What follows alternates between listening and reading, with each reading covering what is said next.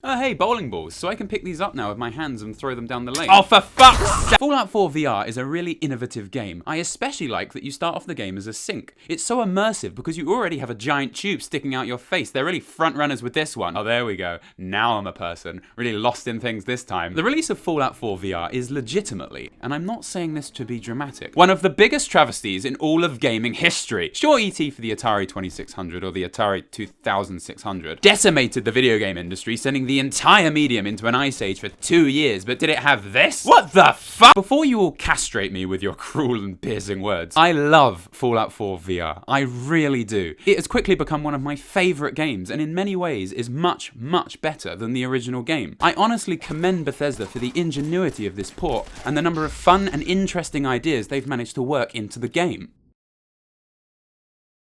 I really don't think I've ever seen a game that's this immersive and this enjoyable to play. When it fucking works! But it doesn't always work, does it, Bethesda? Most of the time it doesn't. You just couldn't let our dreams come true. The best way to explain all this is to do a day-by-day analysis of what happened after the game's release and go over all the issues the game had each day. And then I'll do a separate video next time on everything that made it really fucking good.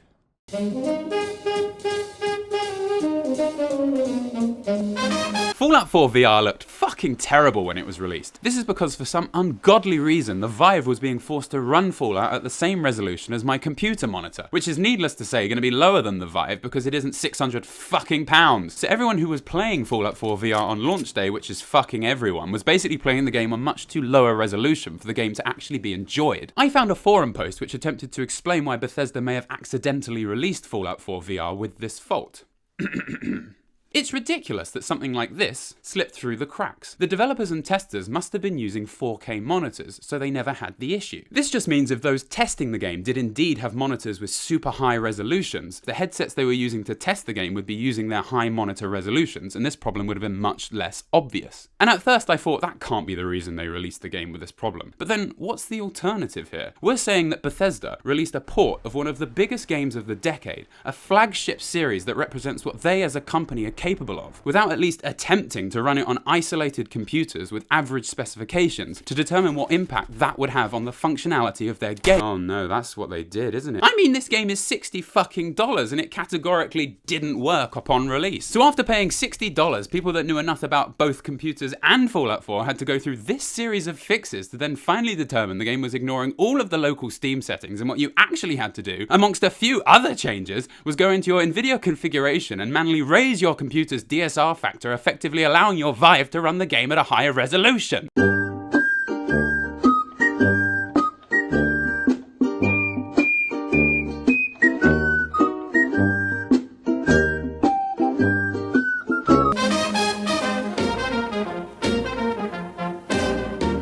So after just one day, Bethesda released a beta of the game that totally fixed all the graphical issues and the game was finally playable. It really does highlight how badly they fucked up if they could fix it that quickly. The Wasteland it's vast, it's intricate, it's frightening, it's inspiring, it's funny, and most importantly,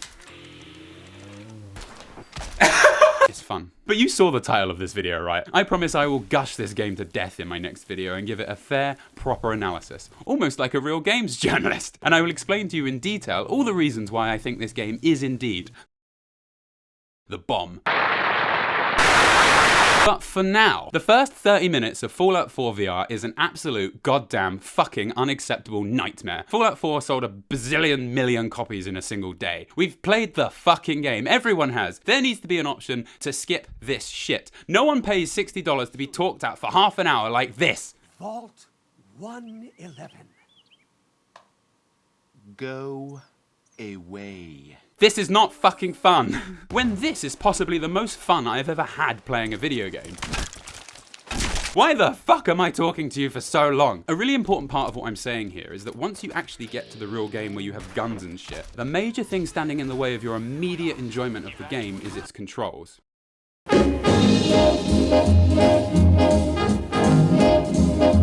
The controls in this game are nothing short of fucking exceptional. It's like learning how to pogo. It's hard, but once you do, bam. But it isn't fucking easy, like pogoing. Bam. The controls take quite a lot of time to get good at. The menu navigation and favorited items stuff involves scrolling with touchpads, effectively giving your right-hand controller over 20 buttons. I don't really know many game systems that use 2 touchpad controllers at the same time to such an extent, so generally we're quite unfamiliar to it, so it will take a while to master. But once you get it, you can scroll through menus like in the Elder Scrolls. What? But in the first half an hour, the controls are fucking disabled because you don't have fucking guns or the Pip-Boy, so you play this 30-long fucking minute opening for the upteenth fucking time, spending most of it doing this. Just look at that sky out there. Then get lumbered with totally new controls mixed in with fucking touchscreen controls that take another hour to master, so you still don't get to play the fucking game seamlessly until an hour and a half in. And if you weren't on the beta yet, everyone looks like Mr. fucking Blobby and you can hardly see anything as the 3D is like looking through a foggy window. If people could have at least skipped the opening if they played the game, the first few hours of the game would have been much more interesting. So I travelled east out of the vault. Oh my god. And as night fell, I looked up and noticed the developers somehow set it so the stars were rendering in front of the clouds, because why the fuck not? It's a 50-50 shot. Shortly after this, my guns then started breaking into pieces, because why the fuck not? Part of the time, the reload animations broke the guns in half, which I must say is very entertaining. This should not be happening. And the rest of the time, the guns were just in pieces and would not work or reload at all, so I had to start the game again from the vault. Thanks, guys. Then once I was back to where I was, I decided to jump in some nearby water and have a look around. And once I left the water, the swim sound just never stopped playing.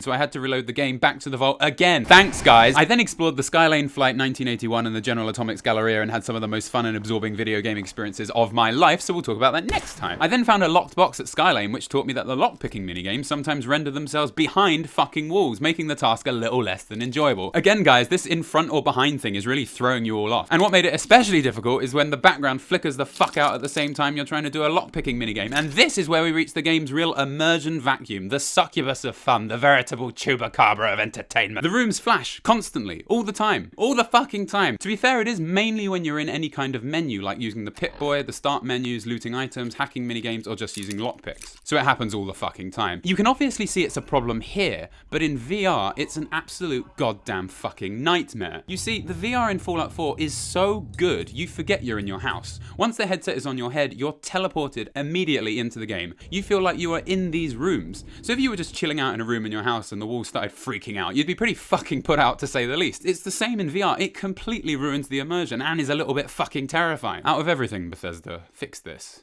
It's shitty. When you pick up notes or information in the game, they don't have writing on, so you have to reopen the Pip-Boy to read them, which is particularly difficult as notes don't have their own subsections in the menus. When the lockpicking actually works, it runs like it's on fucking crack. If you use the teleport function to move around, you can actually teleport through windows of rooms that you shouldn't be able to enter. Your controllers in the game blend with any water effects in front of them. Even past the beta, all the guns and characters in the game are naturally very blurry, so you have to apply several console codes as default in the game's INI files to correct it, etc., etc., etc.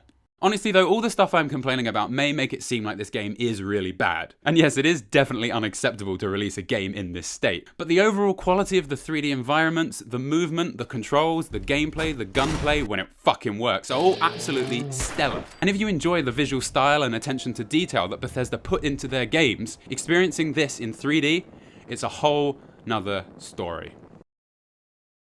If that's what you want. Okay, here we go. Here's my chance to redeem myself. I'm going to take this, I'm just going to hit one bowling pin. Just the one, that's all I want to get. Okay, so here we go.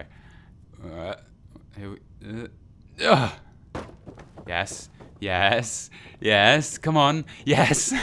Come on, here we go. Yes, yes, yeah. Oh, fuck!